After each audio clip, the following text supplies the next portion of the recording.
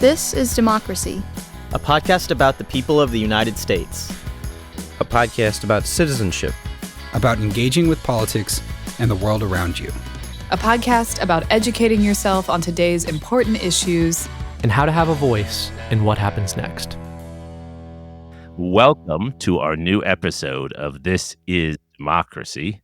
Today, we are joined by a wonderful author and new friend, someone who is doing really interesting and extraordinary work, not just on American foreign policy and American democracy, but also on banking, on the role of domestic and international banking, the role of banking institutions, particularly the Federal Reserve, which gets a lot of news these days, the role that these banks have played historically, particularly in the early 20th century, in setting up and influencing the development of American power and American democracy.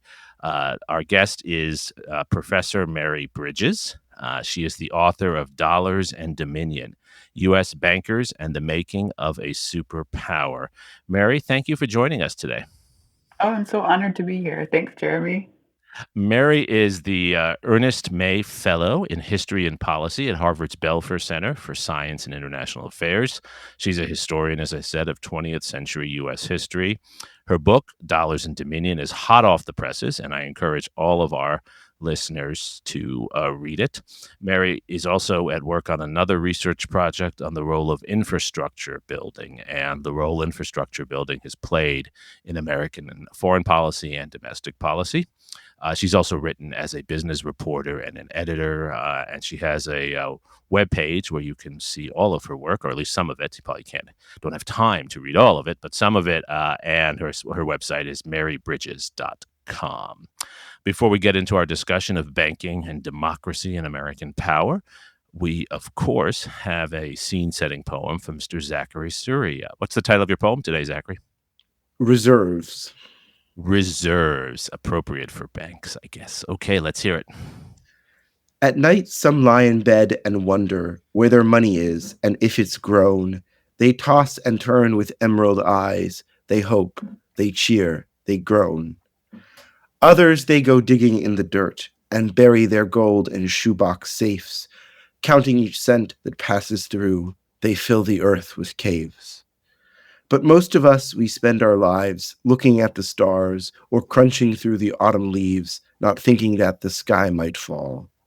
We walk around with wallets that have seen their share of green and credit cards that count their way to digits still obscene.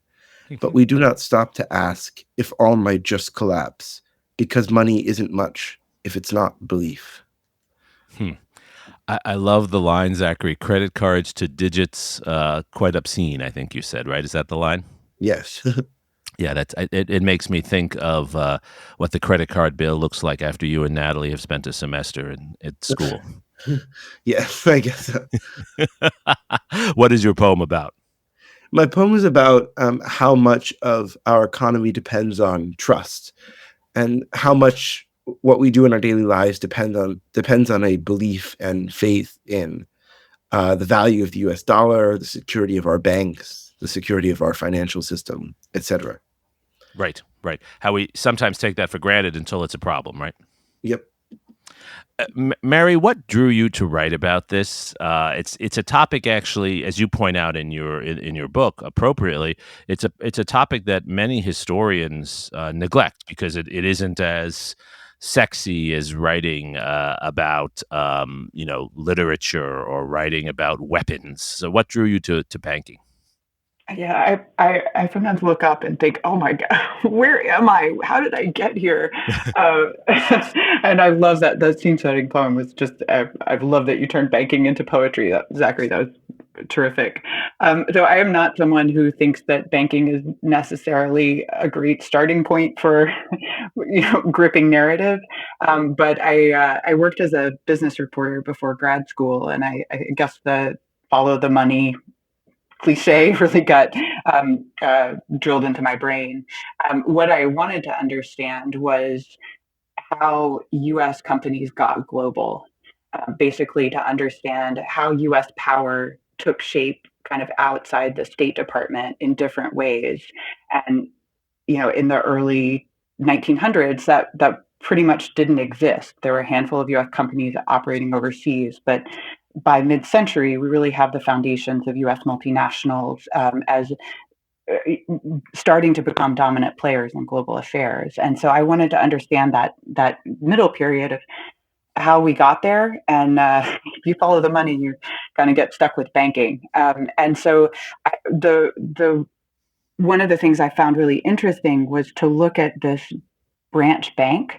It's not as exciting or like top dollar as the jet setting bankers doing the big deals, but the idea of looking at the brick and mortar institutions, the that are designed to have a long term staying presence, um, seemed to me a really useful entry point for understanding the kinds of power and economic relationships and sustained contact that I wanted to understand. Right. And this is the institution that is, in some ways, the predecessor to current Citibank. Is that correct? Correct. And it takes a couple different forms. The city or National City Bank acquires this bank that I study in the early period. So it wasn't branded as a national city operation in the early period, but Citi acquires it over the course of World War One, and so these different kind of branching institutions get all woven together. And you've partially answered this already, but why is this so important? What does it tell us, not just about banking and finance, but really, I think the larger point of your book? What does this story of this bank and the changes in banking institutions tell us about changes in American power and American democracy? So I think there are two dimensions of that. I think there's the way that banking. I think this came out in the poem too. It's like it's part of the hardwiring that we take for granted until something goes wrong, and when it's working properly, we don't realize sometimes how important it is to the circuitry of economic opportunity, and it's really wired into the way our government fulfills the duty to expand the money supply. That depends on banks. And similarly, in terms of U.S. power overseas, and there's an element of this that's just kind of an infrastructural piece. It's like transcontinental railroads to consolidate the United States power over this continental space. Banks are the circuitry that get dollars overseas and connect U.S. businesses in concrete ways to the world. So there it the way of looking at banking has this dimension of recentering this infrastructure as part of the operation of U.S. society and of how the United States is positioned in the world. Great. Zachary? Why do you think it is that we pay so little attention to banking, at least in our politics, if not in our policy? Well, it's boring. It can be really boring, and I think that can be part of its power. Like, I mean, let me tell you about this arcane credit instrument called the banker's acceptance. If you want to clear a room at a cocktail party, start down that route. I've tried. This is part of the story that I realized I had to scrape out to explain how U.S. banks got global. It's this very complicated credit instrument designed to facilitate global trade. And it is the cornerstone credit instrument in a lot of ways of the early Federal Reserve System. So when these instruments become extremely technical, the domain of people who likes to argue about them shrinks. And I think there's a way in which it's not necessarily a nefarious conspiracy to strip people of power and kind of hide the stakes of the conversation, but it is convenient if this circuitry becomes increasingly technocratic and the domain of a small set of elites. One of the things I really care about in this book is to try to make economic concepts, the day-to-day material of banking, more interesting and weirder, and bring it back to the kind of granularity that people can really reclaim and talk about and understand the politics that are baked into it. Mary, I remember, I think it was a couple of years ago, maybe a year or two ago, reading the proposal for your book. We're fortunate to have published your book in our series at Princeton University Press on America and the World. And I remember being really stunned by the writing you had then, and you have a wonderful longer description in the book of the banker's acceptance of this form of credit that was created, and I was stunned that I didn't really know anything about it, hadn't even heard about it, and how important and actually fascinating it is. I don't think it's boring. I think it's just something. It's a little arcane for our basic knowledge of politics and foreign policy. So maybe if you can walk us through it a little bit, because I don't actually think it's boring. I mean, how did banks figure out how to pay people who were sending goods overseas, and then how did they create a market of these instruments? That's really what we're talking about, right? Yeah. So there's a little bit of like, just eat your broccoli for a second about this that I feel like I have to say sometimes to explain the banker's acceptance market. I found it hard to get myself back into the problems that credit instruments needed to solve in the early 20th century.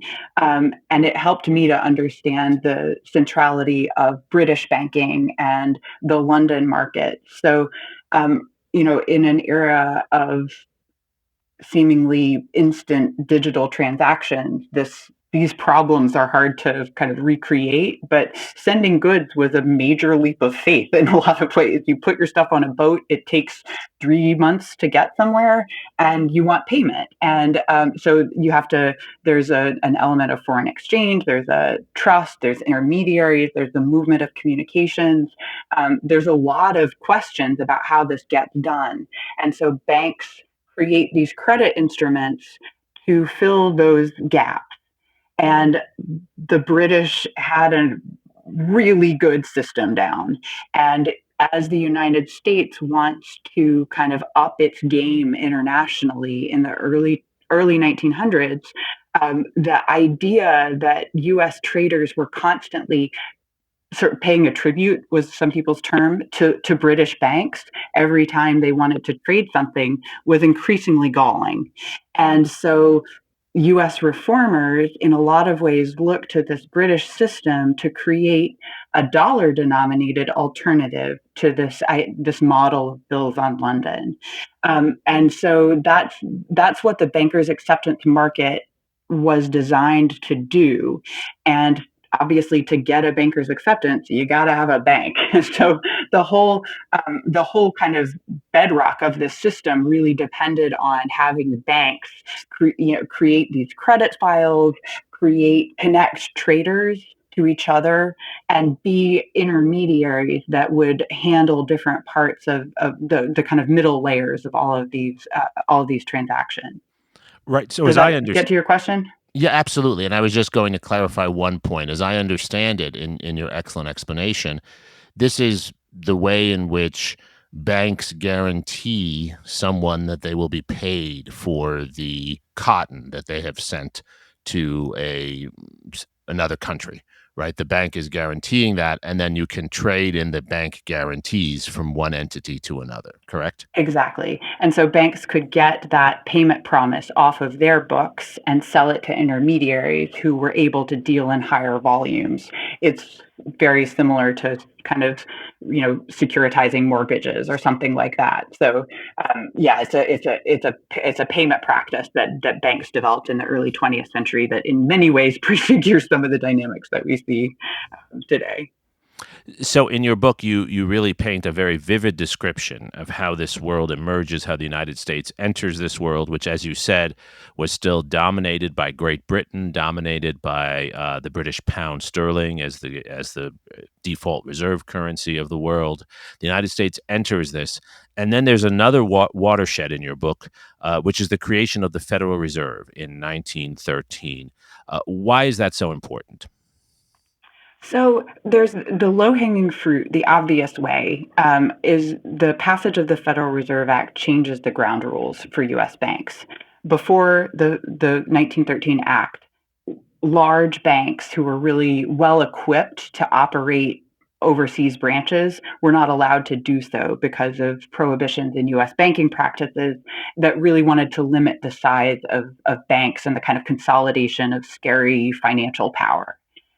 So the Federal Reserve Act of 1913 changed those rules, and that piece of the kind of historical picture was pretty well charted.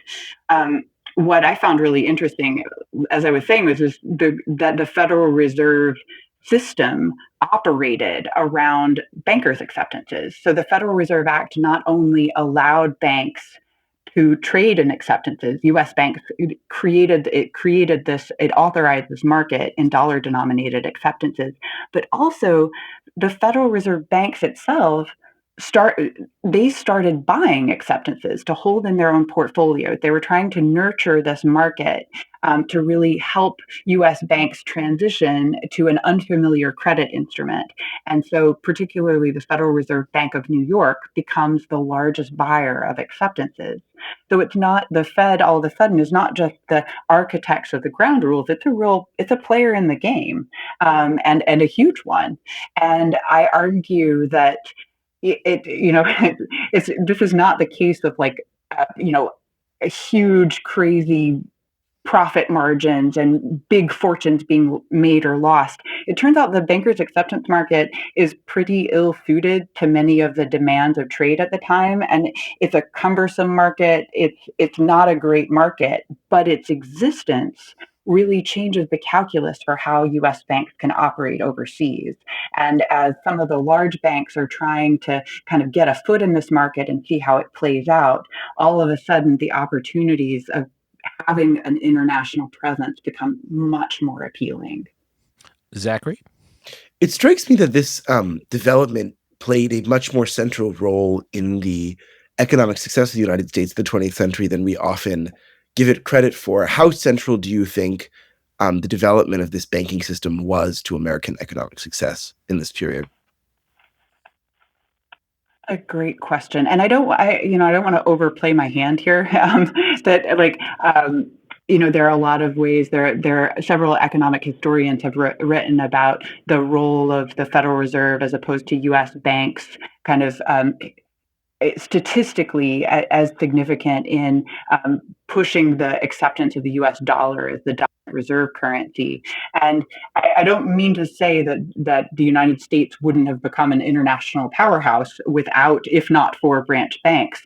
But the bigger argument is what they're doing on the ground shapes the ways in which U.S. power touches down with U.S. trade interacts with different markets.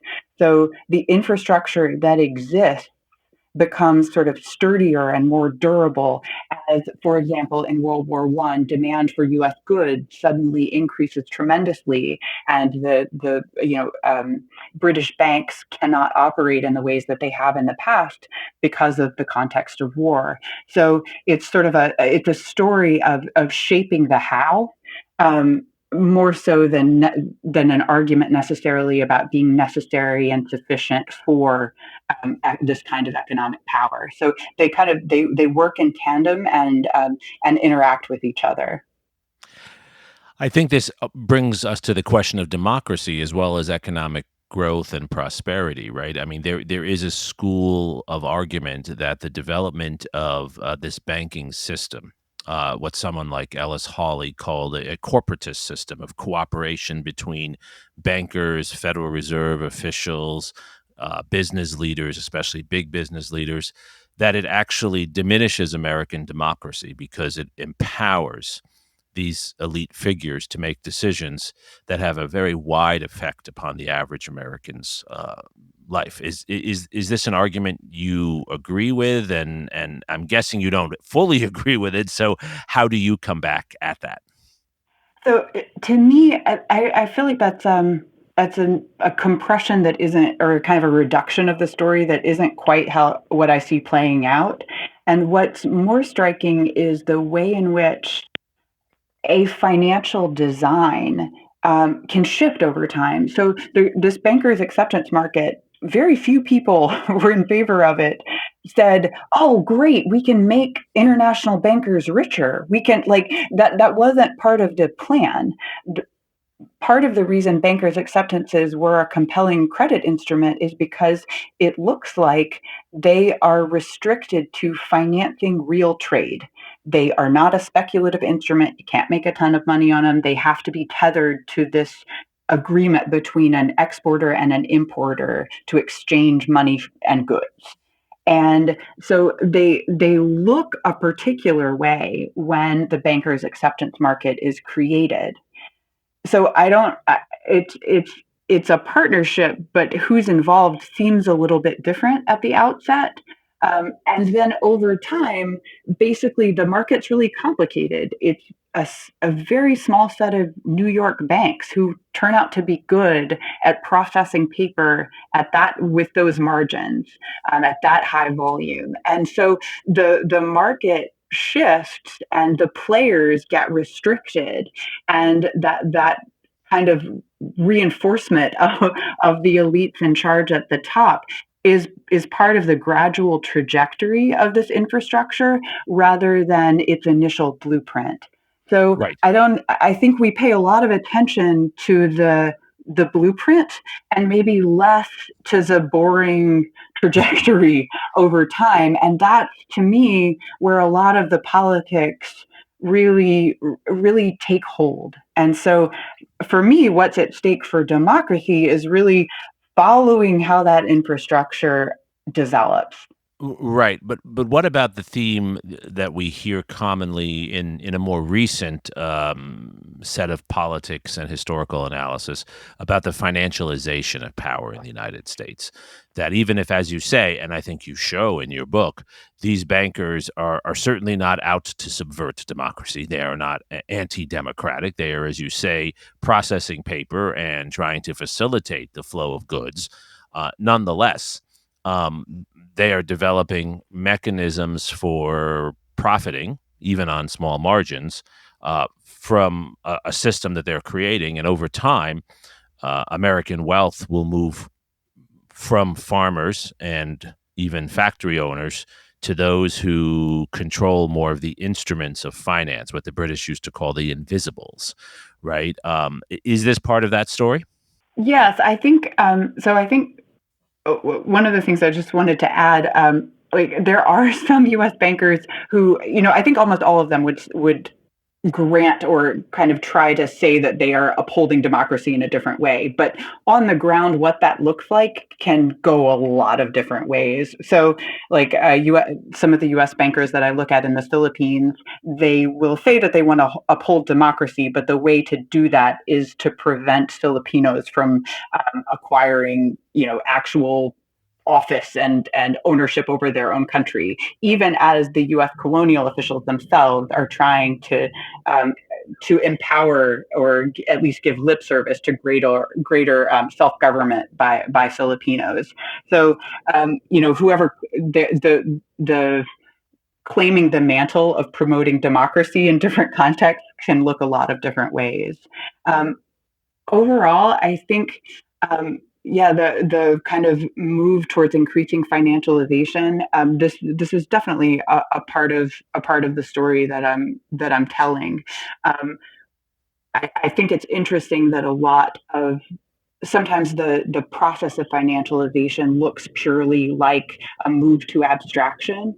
And one of the things I try to highlight is the way in which the patterns of, the social hierarchies and the personal relationships and the previous eras of banking relationships are folded into this process of financialization, such that it's not just a matter of, reading credit files.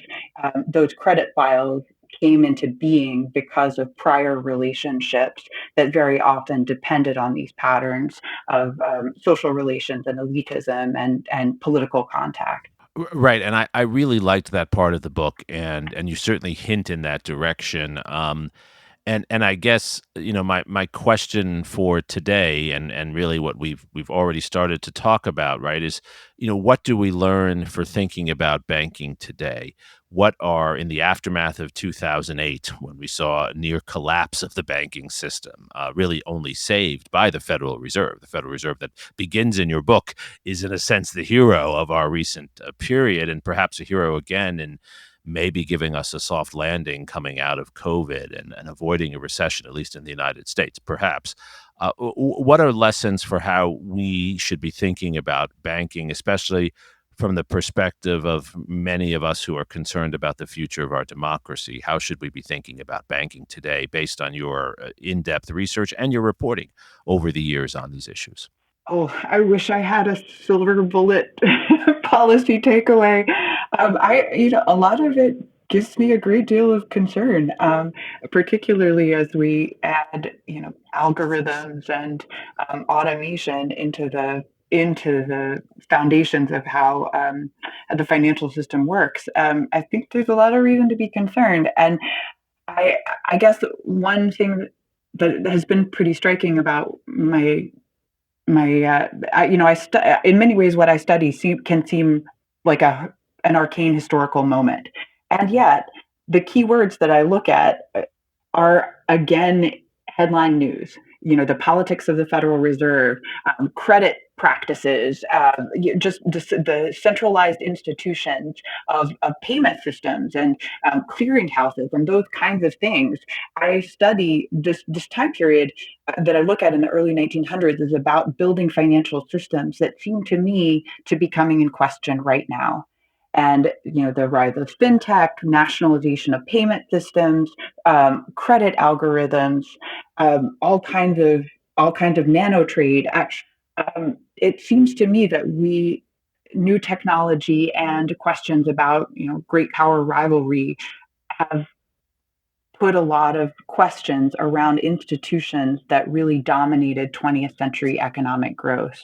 And as we figure out how to reconfigure all of these pieces, I think there is a big opportunity to put the system in sunlight, to build methods to kind of ensure accountability and transparency along the way, such that we don't just focus on the original design of a financial system, but continually monitor the distributional stakes. And I don't know exactly what that looks like in terms of concrete Fed policies, but that to me seems like the takeaway is that the more we cede that discussion to technocrats, the less clear it is how it affects, basic participatory democracy. Right, right. That the distribution of resources is at least as important as the efficient management of the system. Exactly, exactly. And is something that we should ask all the time rather than think about at the outset and then forget it once the hardwiring starts to work properly. That makes a lot of sense. Zachary, what do you think as a young person who cares, of course, about democracy and about the distribution of power, but probably falls into what we all fall into in not paying enough attention to banking? How does this story, or does this story, help to think about democracy today? Well, I think it highlights the kinds of maybe boring or detail-oriented policy that can play such a central role in preserving our democracy, and how important it is to engage with those topics and to develop expertise in those areas, to trust experts. I think this just shows how complex policy can be, but also how vital serious policymaking is. Yes, yes, and as you said, how important expertise is, right? Yes. So Mary, that'll be our last question then. How did you develop the expertise to be able to do this writing? You're not a banker, as far as I know, and I think one of the barriers to entry for people who are interested in these issues, or at least recognize that they matter, is that there is a great deal of technical knowledge involved. Your book has graphs, not just narrative, right? So how should our listeners, without having to become bankers themselves, how can they inform and prepare themselves to better at least follow and understand these issues? There are two things that worked for me. I a mentor once told me that you have to become the historian that your sources demand. And I had been in grad school. I was hitting a lot of dead ends with research, and I got this amazing set of files about the International Banking Corporation and had no clue what to do with all of these ledgers, and thought, oh gosh, I've got to get to be a banking historian. And in doing so, very few people now know how to be a banking historian from 1907. And so I kind of phoned a friend in a lot of context to ask what particular things meant. And I worked as a fact checker for a little while, and developed a fearlessness to call anyone to ask for help and advice and verification of information. And that instinct really served me well.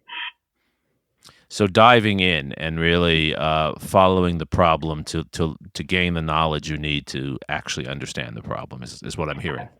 Absolutely. And in a lot of cases, I needed to ask. I checked my intuitions on things, and when people said, yeah, that is kind of weird. Yeah. All right. I think that's worth following. It was really validating.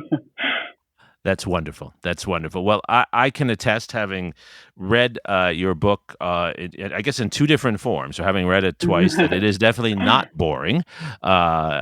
Your book, Mary, Dollars and Dominion, is a book I highly recommend to our listeners because it really provides a foundation for beginning to understand a lot of these issues that are historical, but also very contemporary and very significant to where our society is today and where we go from here. Mary Bridges, thank you so much for joining us today. Oh, thank you both so much. It's been a pleasure. I really appreciate this opportunity. Thanks so much. Thank you. Zachary, thank you for your thoughtful poem on reserves today. Thank you. And thank you most of all to our loyal listeners and our loyal readers of our Substack. We are grateful for you, and we thank you for joining us for this episode of This Is Democracy. This podcast is produced by the Liberal Arts ITS Development Studio and the College of Liberal Arts at the University of Texas at Austin. The music in this episode was written and recorded by Harris Codini. Stay tuned for a new episode every week. You can find This is Democracy on Apple Podcasts, Spotify, and Stitcher. See you next time.